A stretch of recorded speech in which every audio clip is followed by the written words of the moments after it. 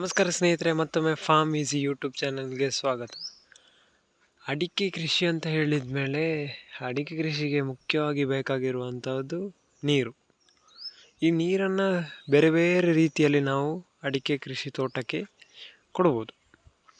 ಡ್ರಿಪ್ನ ಮೂಲಕ ನಾವು ನೀರನ್ನು ಕೊಡ್ಬೋದು, ಅಥವಾ ಸ್ಪ್ರಿಂಕ್ಲರ್ನ ಮೂಲಕ ನೀರನ್ನು ಕೊಡ್ಬೋದು, ಅಥವಾ ಸ್ಪ್ರಿಂಕ್ಲರನ್ನಂತಹದೇ ಮತ್ತೊಂದುಂಟು ವ್ರಿಂಕ್ಲರ್ ಅಂತ. ಸೊ ಅದರ ಮೂಲಕ ಕೂಡ ನೀರನ್ನು ಕೊಡ್ಬೋದು. ಸೊ ಇವತ್ತು ನನ್ನ ತೋಟದಲ್ಲಿ ನಾನು ಸ್ಪ್ರಿಂಕ್ಲರ್ನ ಮೂಲಕ ನೀರನ್ನು ಕೊಡ್ತಾ ಇದ್ದೇನೆ. ಸ್ಪ್ರಿಂಕ್ಲರ್ ಕೂಡ ಇದೆ ನಮ್ಮ ತೋಟದಲ್ಲಿ, ಅದೇ ರೀತಿ ವ್ರಿಂಕ್ಲರ್ ಕೂಡ ನಮ್ಮ ತೋಟದಲ್ಲಿ ಉಂಟು. ಇಲ್ಲಿ ನೋಡ್ಬೋದು, ಇಲ್ಲಿ ಒಂದು ಪಾಯಿಂಟ್ ಉಂಟು, ಮತ್ತೊಂದು ಅಲ್ಲಿ ಒಂದು ಪಾಯಿಂಟ್ ಉಂಟು. ಸೊ ಅದರಲ್ಲಿ ಈಗ ಪೈಪಲ್ಲಿ ಇರುವಂತಹ ನೀರು ಈಗ ಅದರಲ್ಲಿ ಬರ್ತಾ ಉಂಟಷ್ಟೇ. ಬೋರಿದು ಸ್ವಿಚ್ ಹಾಕಲಿಲ್ಲ, ಹಾಕಿದರೆ ಇನ್ನೂ ಕೂಡ ದೂರಕ್ಕೆ ಅದರದ್ದು ನೀರು ಹೋಗ್ತದೆ. ಸೊ ಇಲ್ಲಿ ನಾನು ತೋರಿಸ್ತೇನೆ ನಿಮಗೆ ವ್ರಿಂಕ್ಲರ್ ಯಾವ ರೀತಿ ಇರ್ತದೆ ಅಂತ ನೋಡಿ. ಈ ರೀತಿ ವ್ರಿಂಕ್ಲರ್ ಇರ್ತದೆ. ಸೊ ಇದರ ಸೆಂಟರಿಂದ ನೀರು ಬರುವಂಥದ್ದು. ಈ ಒಂದು ನಿಮಗೆ ಹೋಲ್ ಕಾಣ್ತಾ ಉಂಟಲ್ಲ, ಈ ಹೋಲಿಂದ ನೀರು ಬರ್ತದೆ. ನೀರು ಬಂದು ಇಲ್ಲಿ 1 2 3 4 5 6, ಸೊ ಇದು ಈ ರೀತಿ ರೊಟೇಟ್ ಆಗ್ತದೆ ನೀರು ಬರುವಾಗ. ಸೊ ಎಲ್ಲ ಕಡೆಗೆ ಆ ನೀರು ಬಿಂದು ಬಿಂದಾಗಿ ಎಲ್ಲ ಕಡೆಗೆ ನೋಡ್ಬೋದು. ಅಲ್ಲಿ ನೀವು ಸ್ಯಾಂಪಲ್ ನೋಡಿ, ಆ ಒಂದು ಜಾಗದಲ್ಲಿ ನೀರು ಯಾವ ರೀತಿ ಬೀಳ್ತಾ ಉಂಟು ಅಂತ. ಹನಿ ಹನಿಯಾಗಿ ಎಲ್ಲ ಜಾಗಕ್ಕೆ ನೀರನ್ನು ಬೀಳ್ತಾ ಉಂಟು. ಇದರಿಂದ ನಿಮಗೆ ಏನು ಲಾಭ ಅಂತ ಕೇಳ್ಬೋದು. ಒಂದು, ಎಲ್ಲ ಅಡಿಕೆ ಗಿಡಕ್ಕೂ ಅದರ ಬೇರಿಗೂ ನೀರು ಬೀಳ್ತದೆ. ಎಲ್ಲ ಅಡಿಕೆ ಗಿಡದ ಬೇರಿಗೂ ನೀರು ಬೀಳ್ತದೆ. ಸೊ ಅದರಿಂದ ನಿಮಗೆ ಎಲ್ಲ ಗಿಡಕ್ಕೂ ನೀರಿನ ಒಂದು ಅಭಾವ ಇರೋದಿಲ್ಲ.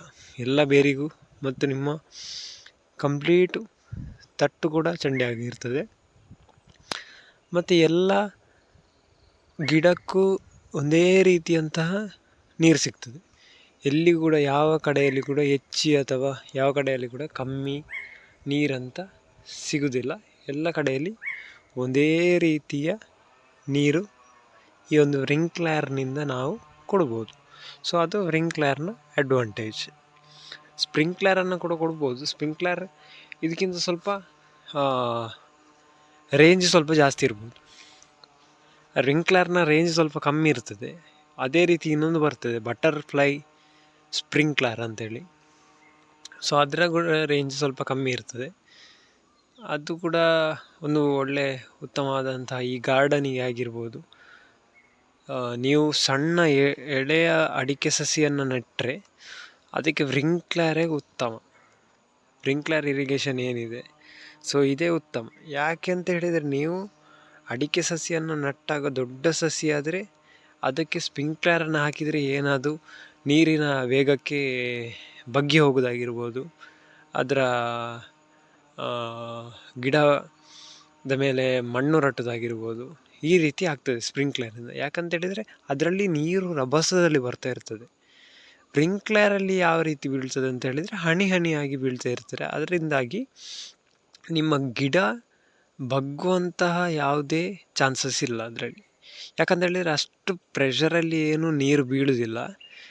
ಯಾಕೆ ಪ್ರೆಷರಲ್ಲಿ ಬೀಳುವುದಿಲ್ಲ ಅಂತ ಹೇಳಿದರೆ, ನಿಮ್ಮ ಸ್ಪ್ರಿಂಕ್ಲರಲ್ಲಿ ಒಂದೇ ಕಡೆಗೆ 2 ಕಡೆ, ಒಂದು ಸ್ವಲ್ಪ ಸಣ್ಣ ಪ್ರೆಷರಲ್ಲಿ ಬರ್ತದೆ, ಇನ್ನೊಂದು ಸ್ವಲ್ಪ ದೊಡ್ಡ ಪ್ರೆಷರಲ್ಲಿ ನೀರು ಬರ್ತದೆ.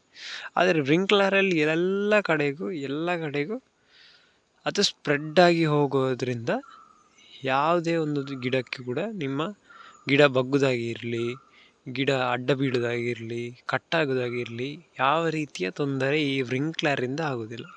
ಸೊ ಇದು ವ್ರಿಂಕ್ಲರ್ನ ಬಗ್ಗೆ ನನಗೆ ಗೊತ್ತಿರುವಂತಹ ಮಾಹಿತಿ. ಇಲ್ಲಿ ನೋಡ್ಬೋದು ನೀವು ಯಾವ ರೀತಿ ಈ ಒಂದು ನೀರು ಹಾರ್ತಾ ಉಂಟು ಅಂತ ವ್ರಿಂಕ್ಲರಲ್ಲಿ. ಈಗ ಅದರಲ್ಲಿ ಬೋರ್ನ ಸ್ವಿಚ್ ಹಾಕಲಿಲ್ಲ, ಪೈಪಲ್ಲಿ ಇರುವಂತಹ ನೀರು ಈಗ ಬರ್ತಾ ಉಂಟು. ನೋಡಿ ಯಾವ ರೀತಿ ಮಳೆಯಾಗೆ ಹನಿ ಹನಿಯಾಗಿ ಬೀಳ್ತದೆ. ಯಾವುದೇ ಕಡೆಗೂ ಫೋರ್ಸ್ ಆಗಿ ಒಂದೇ ಕಡೆಗೆ ಅಥವಾ 2 ಕಡೆಗೆ ಸ್ಪ್ರಿಂಕ್ಲರ್ನಾಗೆ ಫೋರ್ಸ್ ಆಗಿ ಬರೋದಿಲ್ಲ. ಸೊ ನಿಮಗೆ ಮತ್ತೆ ನಾನು ಬೋರ್ನ ಸ್ವಿಚ್ ಹಾಕಿ ಕೂಡ ಯಾವ ರೀತಿ ರನ್ ಆಗ್ತದೆ, ಎಷ್ಟು ದೂರಕ್ಕೆ ನೀರು ಹಾರ್ತದೆ ಅಂತ ತೋರಿಸ್ತೇನೆ.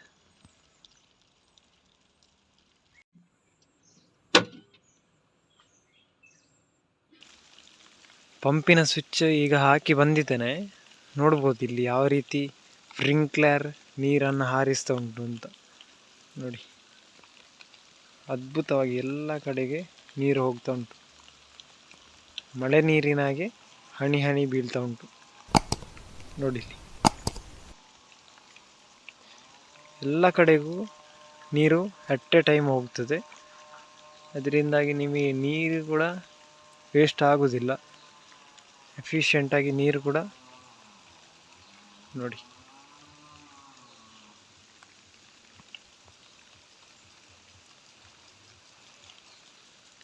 ನಿಮಗೇನಾದರೂ ಈ ವಿಡಿಯೋ ಇಷ್ಟ ಆಗಿದ್ದರೆ ದಯವಿಟ್ಟು ನಮ್ಮ ಚಾನಲ್ನ ಸಬ್ಸ್ಕ್ರೈಬ್ ಮಾಡಿ, ನಿಮ್ಮ ಫ್ರೆಂಡ್ಸ್ ಜೊತೆ ಎಲ್ರಿಗೂ ಶೇರ್ ಮಾಡಿ, ನಿಮ್ಮ ಗ್ರೂಪ್ನಲ್ಲೆಲ್ಲ ಹಾಕಿ. ಈ ಒಂದು ಮಾಹಿತಿ ಎಲ್ರಿಗೂ ತಲುಪಲಿ. ಹಾಗಾಗಿ ನಮ್ಮ ಯೂಟ್ಯೂಬ್ ಚಾನಲನ್ನು ಕೂಡ ಸಬ್ಸ್ಕ್ರೈಬ್ ಮಾಡಿ. ಧನ್ಯವಾದಗಳು.